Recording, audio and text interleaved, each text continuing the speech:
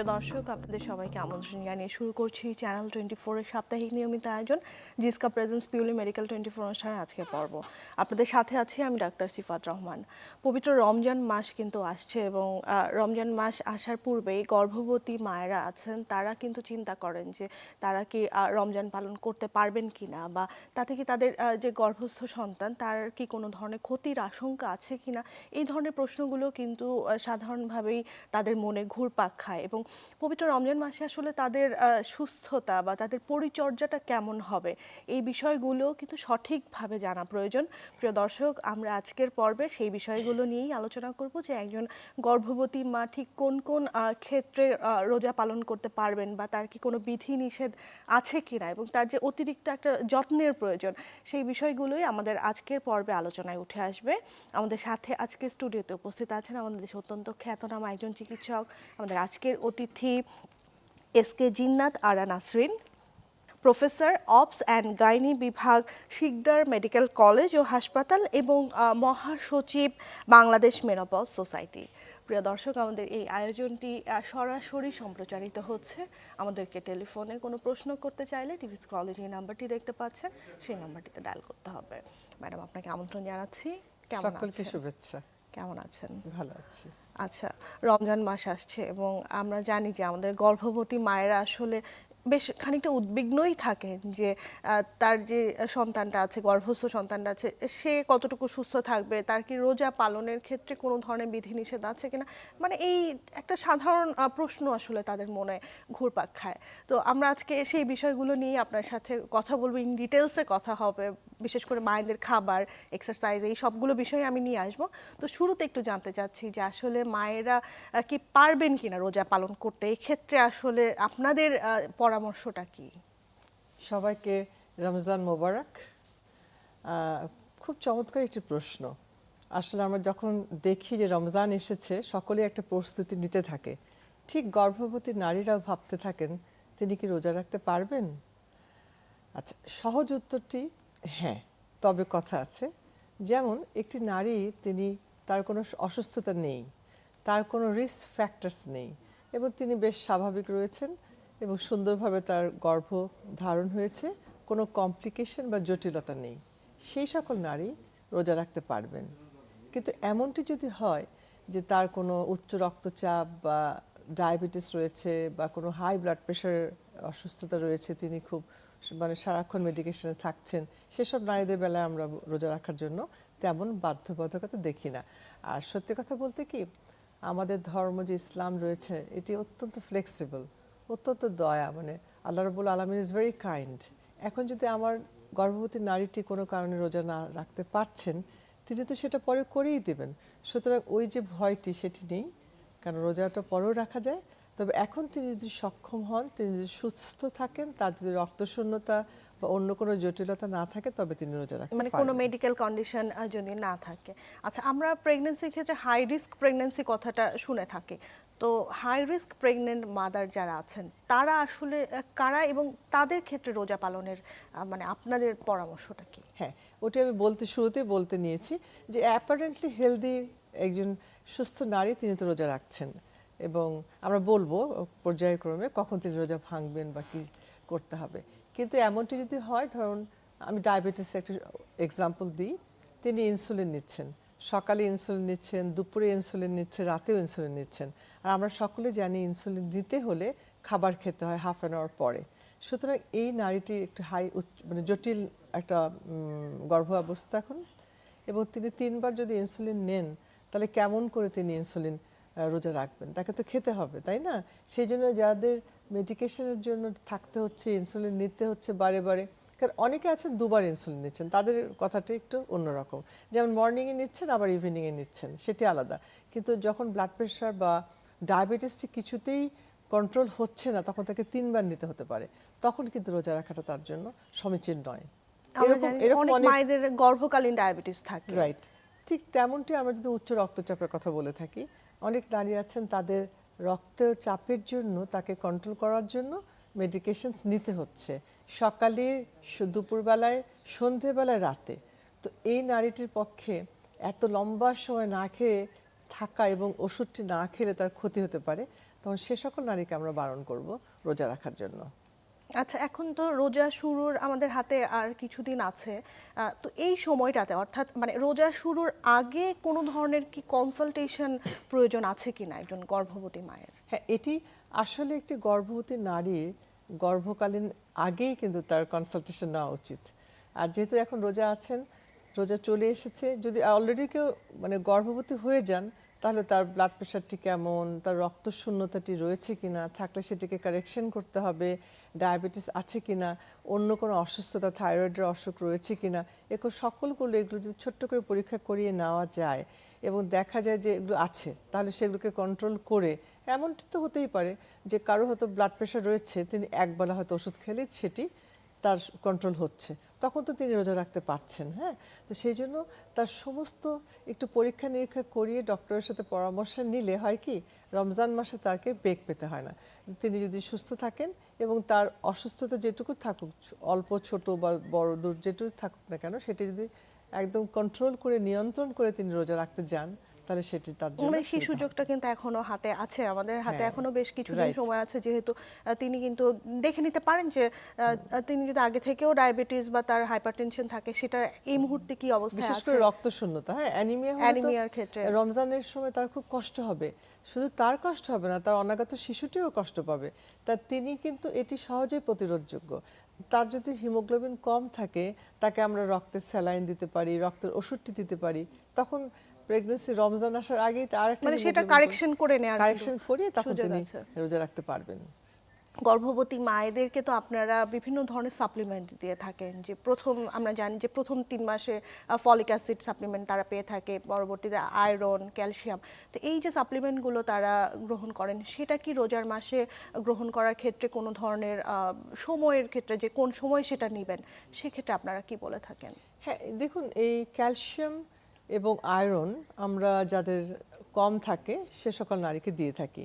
তো আমাদের ডোজটি এরকম হয় যে ক্যালসিয়াম আর আয়রন কিন্তু একসাথে খেতে নিষেধ করি। হ্যাঁ, হয়তো সকালে তিনি ক্যালসিয়াম খেলেন, রাতে আয়রন খেলেন, অথবা সকালে আয়রন খেলেন তো ক্যালসিয়াম রাতে। তো দর্শককে আমি বলবো, যারা মর্নিংয়ে যে ওষুধটি খেতেন সেটা থাইরয়েডের ওষুধ হতে পারে, আয়রন হতে পারে, যেটি তিনি খাবেন সেটি আমাদের ইফতার করে, ইফতার মানে ইফতার ভেঙেই তিনি কিন্তু ওই ওষুধটি খেয়ে নিতে পারবেন। আর যেটি তিনি রাতে খেতেন, যদি ক্যালসিয়ামটা তার রাতে হয়, তাহলে সেহরি খেয়ে উনি এটা খেতে পারবেন। সুতরাং মর্নিং এবং রাতের যে ওষুধটি রয়েছে, যেটি সকালে তিনি খেতেন সেটি ইফতারের পরে খাবেন, আর যেটি তিনি রাতে খেতেন সেটি সেহরির পরে খাবেন।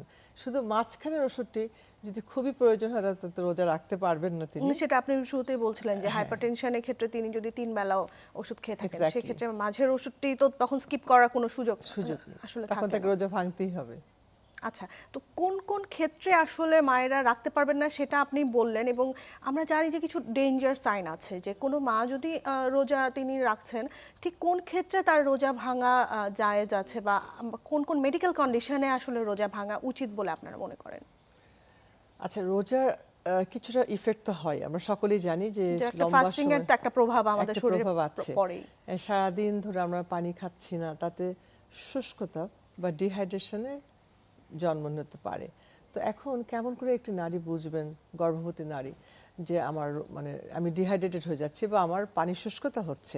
পানি শুষ্কতা বেশি কষ্ট হয়, অন্য তেমনটি হয় না। তো সেক্ষেত্রে দেখা যায় যখন কোনো গর্ভবতী নারী তিনি মনে করছেন তার মাথা ধরছে, তার ড্রাউজি লাগছে, ডিজিনেস লাগছে, শরীর খারাপ লাগছে, ঘেমে যাচ্ছেন, হাইপোগ্লাইসেমিয়া হয়ে যায় যেটাকে আমরা বলি, ঘেমে যাচ্ছেন, তার প্রস্রাবটির অ্যামাউন্ট বা পরিমাণটি কমে যাচ্ছে, খুব কড়া হচ্ছে, হলুদ আকারের হচ্ছে, এবং তিনি অস্থির বোধ করছেন, একটু বমি বমি ভাব লাগছে, এবং ক্লান্ত হয়ে তিনি একদম অবসাদগ্রস্ত হয়ে ক্লান্ত হয়ে পড়ছেন।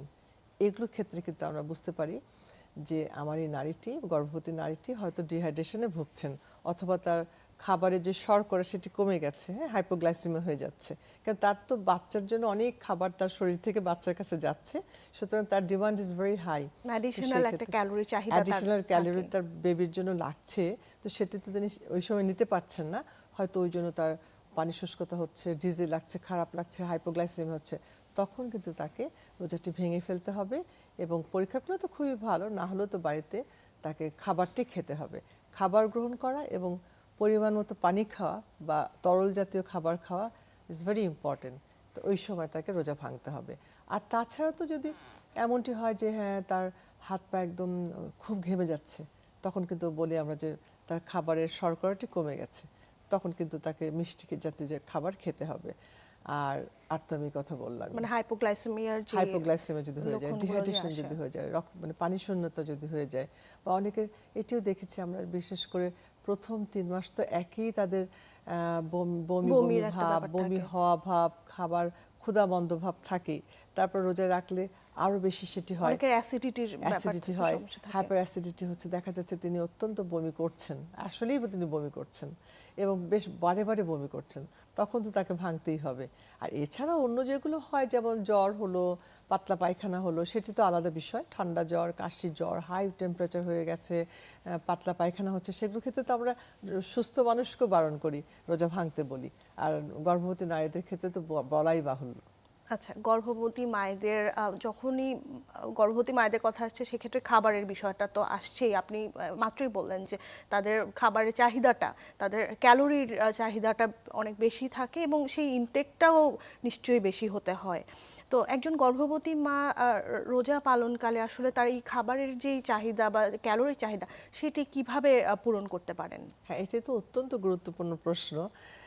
দেখা গেছে আমরা জানি যে গর্ভকালীন সময়ে যেহেতু আমাদের একটি অনাগত শিশু বেড়ে উঠছে, তাকে নিউট্রিশন বা সুষম খাবার তার কাছে পৌঁছে দিতে হবে। তাহলে একটি নারীকে, গর্ভবতী নারীকে দেখা যায় 1000 ক্যালোরি। এখন আমার পেশেন্ট তো, আমার গর্ভবতী নারী তো বুঝবে না 1000 ক্যালোরি কেমন। হ্যাঁ, তো আমরা সাধারণত বলে থাকি যে তুমি আমিষ জাতীয় খাবার, মানে প্রোটিন যেটি আমরা বলি, সেটি খেতে হবে বেশি করে। বেশি করে মানে আমাদের দেশে মেয়েরা তো খুব একটা খান না তারা, হ্যাঁ, হয়তো একটু সামান্য ভাত খেলেন, একটু সবজি খেলেন, খেয়েই হয়তো হয়ে গেল। আর নিতান্ত যারা শহুরে মেয়ে, তারা হয়তো ঠিক মতো খাচ্ছেন। তো সকলের জন্য কিন্তু খাবারটি একইভাবে প্রয়োজন। তো দেখা গেছে যে আমরা বলি প্রতিদিন একটি ডিম খেতে হবে। সেটি কখন খাবে আমি বলছি। ডিম খেতে হবে, সামান্য একটু মাছ বা মাংস খেতে হবে, আর পাশাপাশি ভাত খেতে হবে। একটা ভুল ধারণা রয়েছে আমাদের সমাজে যে শিশুটি আছে, দুজনের খাবার খেতে হবে। তো এটি কিন্তু খুব ভ্রান্ত ধারণা। অনেক বেশি কিন্তু ভাত, রুটি বা কার্বোহাইড্রেট, শর্করা জাতীয় খাবার Yes, অতিরিক্ত গ্রহণ করলেও সেটা একদম খারাপ সেটি হতে কিন্তু পারে। ভালো নয়। কেন, তাতে উচ্চ রক্তচাপ, মানে ব্লাড প্রেশার, ডায়াবেটিস অনেক বেশি মুটিয়ে যাওয়া হয়ে থাকে। সেই জন্য বলবো যে আমরা রোজা মাসেও, রোজা রমজান একটা সুন্দর জিনিস, এটিতে কিন্তু যথেষ্ট ওয়েট বা মানে ওজন নিয়ন্ত্রণে রাখা যায় সুষম খাবার খেয়ে। কিন্তু তাহলে বলবো যে আমরা ডিম খেতে হবে, একটু মাছ মাংস খেতে হবে, 1 গ্লাসের জায়গায় 2 গ্লাস দুধ দিয়ে আমরা গর্ভবতী নারীকে, তিনি হয়তো ইফতারের সময় খেলেন, আবার সেই রমজানে সেহরির সময় খেলেন। তারপরে বলবো যে পাশাপাশি একটু দই খেতে, কেন ওখানে ক্যালসিয়াম থাকে। তো দই খেতে, সবজি খেতে, ফল খেতে, ফলের পাশাপাশি একটু বাদাম খেতে বলবো। আর সবচেয়ে যেটি ইম্পর্টেন্ট, যে তিনি কখন খাবেন। ঘটনা হচ্ছে কি, ইফতারি আমরা তো, আমাদের ট্র্যাডিশন, আমাদের একটা যুগ যুগ ধরে আবহমান কাল থেকে আমরা ইফতারের সময় ভাজার খাবার খুব অনেক পছন্দ বেশি করি, ভাজা পোড়া খাওয়া আমরা হয়ে যায়। খেয়েও ফেলি। পেঁয়াজু, বেগুনি, আলুনি, চপ, কাবাব, চটপটি, এগুলো একটা খুবই লোভনীয় খাবার।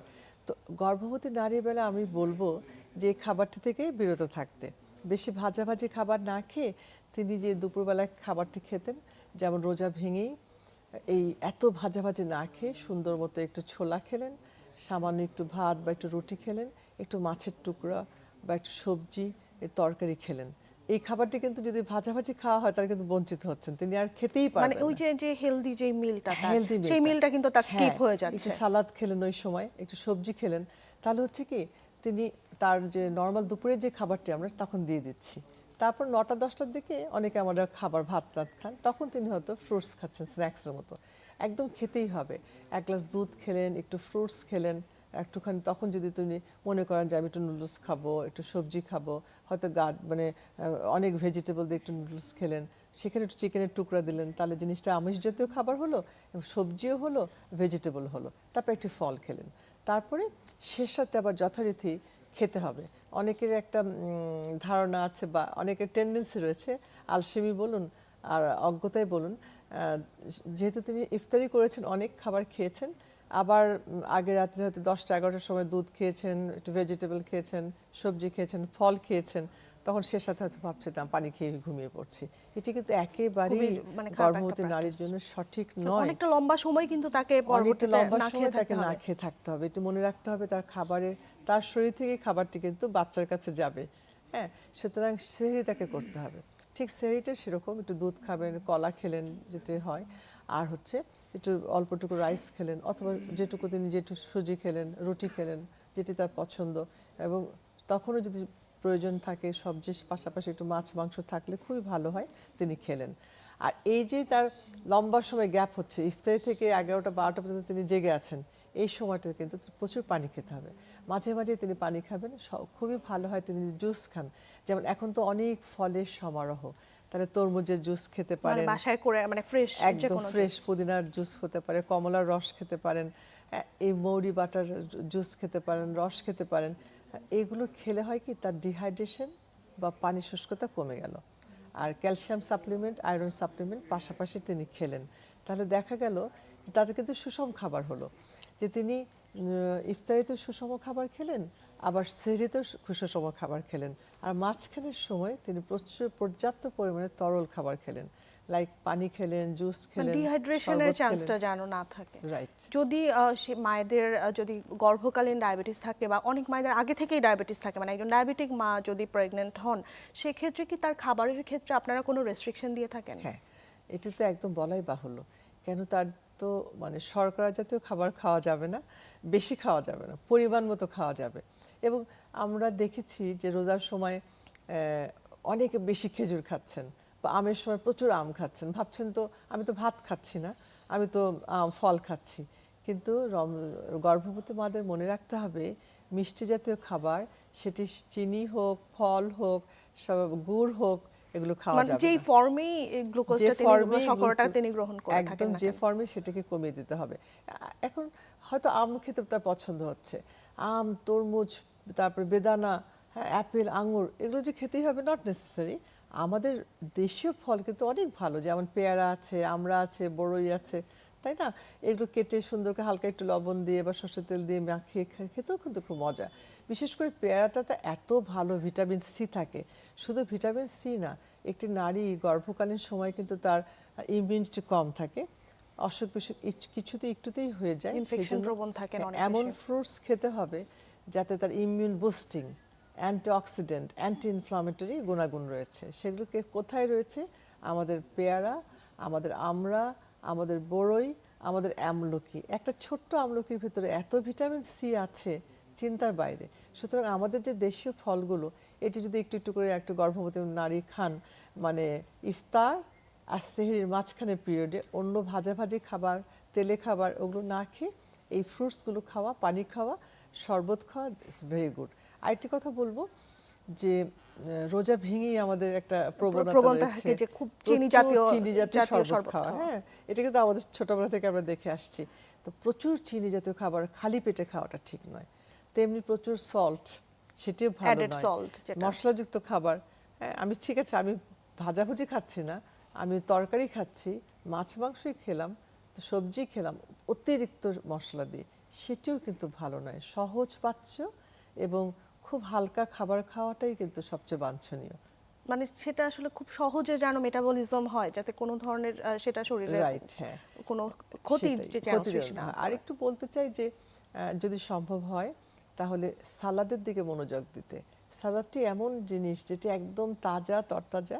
আমরা এখানে শসা, টমেটো, গাজর, ক্যাপসিকাম, ধনেপাতা ইত্যাদি দিয়ে মাখিয়ে যদি নিই, সেটি কিন্তু এই সবুজ যে আমাদের সমারোহ, এটি কিন্তু অত্যন্ত উপাদেয়, সুষম এবং পেটটিও ভরে রাখে ফাইবার জাতীয় খাবার। কেন সাধারণত রোজার সময় কোষ্ঠকাঠিন্য দেখা দেয়, হ্যাঁ, এটি একটি বড় সমস্যা হয় মহিলাদের। তো এবং প্রেগন্যান্সিতেও দেখা যায় যে কোষ্ঠকাঠিন্য কিন্তু একেবারে অনেকেরই বেড়ে যায়। তখন, হ্যাঁ, তখন তিনি যদি এই যে আমরা যে সালাদের কথা বলেছি, একটু বিট দিলাম, অনেক সময় হালকা সবুজ বাঁধাকপি দিয়ে যে সালাদগুলো বানাই, সেই সকল মানে প্রচুর পরিমাণে যদি সালাদ খাওয়া হয়, তাতে ভিটামিন সি আহরণ হয়, অ্যান্টিঅক্সিডেন্ট, অ্যান্টি ইমিউন আর অ্যান্টি ইনফ্লামেটরি এজেন্টসগুলো তার শরীরে যাচ্ছে, সেগুলো তাকে ইমিউন বুস্টিং করছে। ভিটামিন সি দিচ্ছে, তরতাজা মানে সবজি কিন্তু তাকে অনেক চাঙ্গা রাখছে। সুতরাং তাদের জন্য এই খাবারের পাশাপাশি সালাদটি কিন্তু রাখতে হবে। তবে ছোলা নিয়ে অনেক প্রশ্ন আসে, ছোলা খেতে পারে কিনা? অবশ্যই খেতে পারে, অল্প পরিমাণে, কারণ ছোলার ভিতরে অনেক ভিটামিনস রয়েছে, অনেক খাবার রয়েছে, অনেক ক্যালোরি রয়েছে। আর কাঁচা ছোলার চল তো চলে গেছে, কিন্তু কাঁচা ছোলার কিন্তু একটা বিশেষ গুণ রয়েছে, সেটি খেলে কিন্তু খুব ভালো হয়। যে কোনো বীজ, সিড জাতীয় সিড খাবার, জাতীয় যে কোনো এটি কিন্তু অত্যন্ত উপাদেয় এবং প্রচুর প্রচুর পরিমাণে আমিষ সমৃদ্ধ খাবার। সেখানে প্রোটিন রয়েছে, ওমেগা আছে, ইট ইজ ভেরি গুড। মানে আমিষের যে ভেজিটেবল সোর্সের কথা আমরা বলি, হ্যাঁ, সেটা আমরা কিন্তু সিডসের মাধ্যমে seeds এ পেয়ে খেতে থাকি। তো আরেকটা বিষয় আমি একটু জানতে চাই যে এই যে তিনি ফাস্টিং করছেন বা একটা লম্বা সময় না খেয়ে থাকছেন, এটা কি তার গর্ভস্থ সন্তানের উপর কোনো ধরনের প্রভাব ফেলে?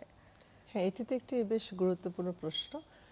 সকলেই কিন্তু রমজান মাসে কিন্তু সকলে রোজা রাখতে চায়, কিন্তু তাদের অবচেতন মনে একটি প্রশ্ন যে ম্যাডাম আমার বাচ্চাটি ঠিক থাকবে তো, আমার যে অনাগত শিশুটি তার তো কোনো সমস্যা হবে না? এই প্রশ্নটি কিন্তু ঘুরে ফিরে সকলের মনে আসে।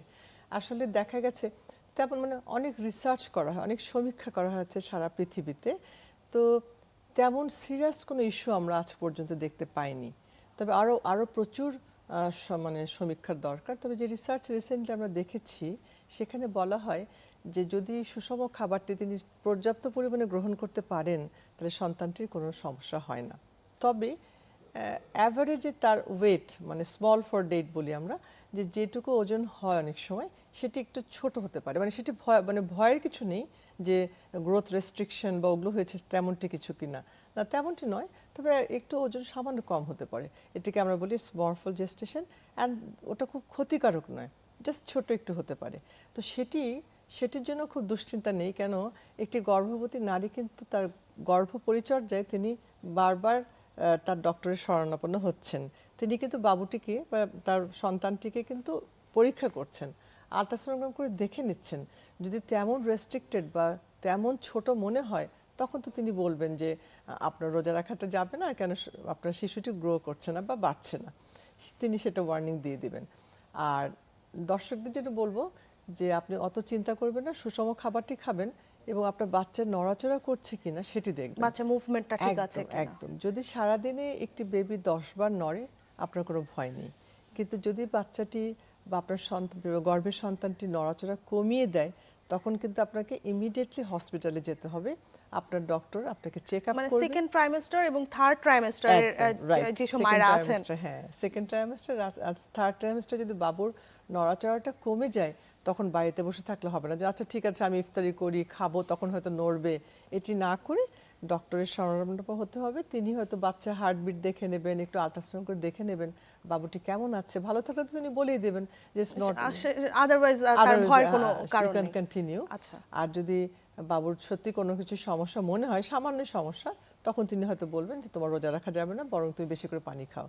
আর একটু আমি না বললি নয়, বিশ্রামটির কথা বলতে চাই। যে আসলে কতক্ষণ রেস্ট নেবেন। আসলে রোজার মাসে দেখা যায় যে তাকে ঘরেরও অনেক কাজ তাকে করতে হয়, আবার তিনি যদি কর্মজীবী নারী হন সেক্ষেত্রে তারও বেশি তাকে ওয়ার্কলোড নিতে হয়। এক্স্যাক্টলি। আমরা দেখি যে আমাদের নারীরা বাইরে ঘরে সমানভাবে কাজ করে যাচ্ছেন, ঠিক তেমনি সন্তানটিকেও তিনি বহন করছেন। সুতরাং তার শরীরের উপর অনেক চাপ পড়ছে, তাই না? তো আমি তাকে বলবো, আর পরিবারকে এগিয়ে আসতে হবে, যে তাকে একটু সাপোর্ট করতে হবে। যেমন দুপুরবেলায় শুয়ে থাকতে হবে তাকে 2 ঘন্টা। এখন বাড়িতে যারা রয়েছেন তারা কাজ সামাল দিয়ে হয়তো সেই ব্যবস্থাটি করতে পারবেন, কিন্তু যে সকল কর্মজীবী নারী রয়েছেন তাদের ক্ষেত্রে কিন্তু এটা খুব কষ্টদায়ক। তো এটা আমার মনে হয় যে তাদের যে অফিসের যারা রয়েছেন, বড় বড় পোস্টে রয়েছেন, তাদের কিন্তু একটি সময় বের করে দিতে হবে যে একটি কর্মজীবী নারী তিনি যেন অ্যাটলিস্ট 1 ঘন্টা তাকে সময় দিতেই হবে, অন্তত বিশ্রাম নেওয়ার তিনি বিশ্রাম নেন, সুযোগটা পান। তারপর তিনি তার কাজটুকু করবেন। এটি তার জন্য, তার সন্তানের জন্য।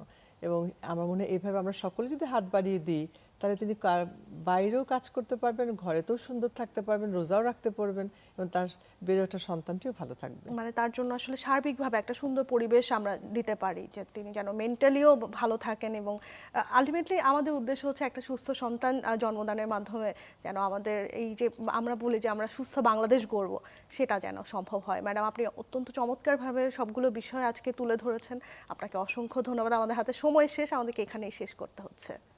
আচ্ছা, আমি এত সুন্দর সঞ্চালনা করার জন্য আপনাকে অনেক ধন্যবাদ। তারপরে চ্যানেল 24 কলাকুলের কুশলী এবং জিসকাকে আমি দর্শকদের জানাচ্ছি অসংখ্য অসংখ্য আমার অন্তরতম ধন্যবাদ। ধন্যবাদ। সবাই ভালো থাকবে। প্রিয় দর্শক, আমাদের আজকের পর্বে আলোচনা ছিল এই পর্যন্ত। আশা করছি আপনারা যারা টিভি সেটের সামনে আমাদের অনুষ্ঠানটি উপভোগ করেছেন আপনারা সকলেই উপকৃত হয়েছেন। আপনাদের সাথে দেখা হবে সামনের পর্বে। সবাই ভালো থাকবেন, সুস্থ থাকবেন।